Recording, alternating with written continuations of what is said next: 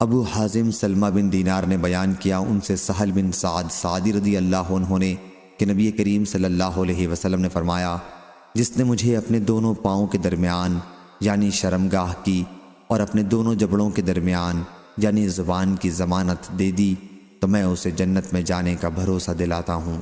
صحیح بخاری حدیث نمبر 6807۔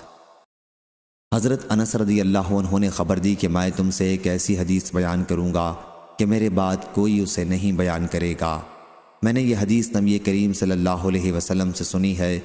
میں نے حضرت صلی اللہ علیہ وسلم کو یہ کہتے سنا کہ قیامت اس وقت تک قائم نہیں ہوگی، یا یوں فرمایا کہ قیامت کی نشانیوں میں سے یہ ہے کہ علم دین دنیا سے اٹھ جائے گا اور جہالت پھیل جائے گی، شراب بکثرت پی جانے لگے گی اور زنا پھیل جائے گا، مرد کم ہو جائیں گے اور عورتوں کی کثرت ہوگی، حالت یہاں تک پہنچ جائے گی کہ 50 عورتوں پر ایک ہی خبر لینے والا مرد رہ جائے گا۔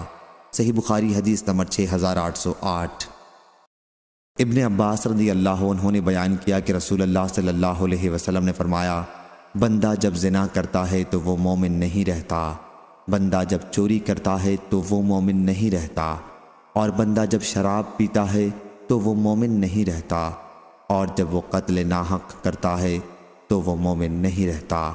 اکرمہ رضی اللہ عنہ نے کہا کہ میں نے حضرت ابن عباس رضی اللہ عنہ سے پوچھا کہ ایمان اس سے کس طرح نکال لیا جاتا ہے؟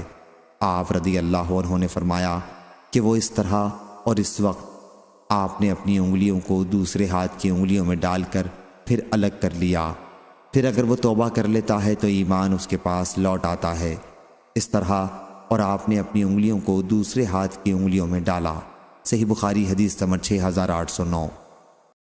حضرت ابو ہریرہ رضی اللہ عنہ نے بیان کیا کہ نبی کریم صلی اللہ علیہ وسلم نے فرمایا کہ زنا کرنے والا جب زنا کرتا ہے تو وہ مومن نہیں رہتا، چور جب چوری کرتا ہے تو وہ مومن نہیں رہتا، شرابی جب شراب پیتا ہے تو وہ مومن نہیں رہتا، پھر ان سب آدمیوں کے لیے توبہ کا دروازہ بہرحال کھلا ہوا ہے۔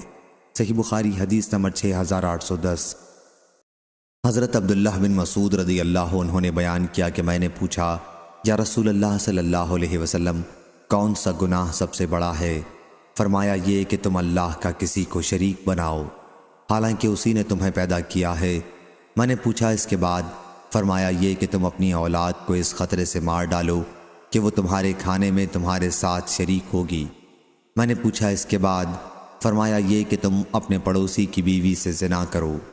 یحییٰ نے بیان کیا، ان سے ابو سفیان نے بیان کیا، ان سے واصل نے بیان کیا، ان سے ابو وائل نے، اور ان سے حضرت عبداللہ بن مسعود رضی اللہ عنہ نے کہ میں نے عرض کیا یا رسول اللہ صلی اللہ علیہ وسلم، پھر اسی حدیث کی طرح بیان کیا۔ عمروں نے کہا کہ پھر میں نے اس حدیث کا ذکر عبد الرحمن بن مہدی سے کیا اور انہوں نے ہم سے یہ حدیث سفیان ثوری سے بیان کی، ان سے عامش، منصور اور واصل نے، ان سے ابو وائل نے اور ان سے ابو میسرہ نے۔ عبد الرحمن بن مہدی نے کہا کہ تم اس سند کو جانے بھی دو۔ صحیح بخاری حدیث نمبر 6811۔ سلمہ بن کہیل نے بیان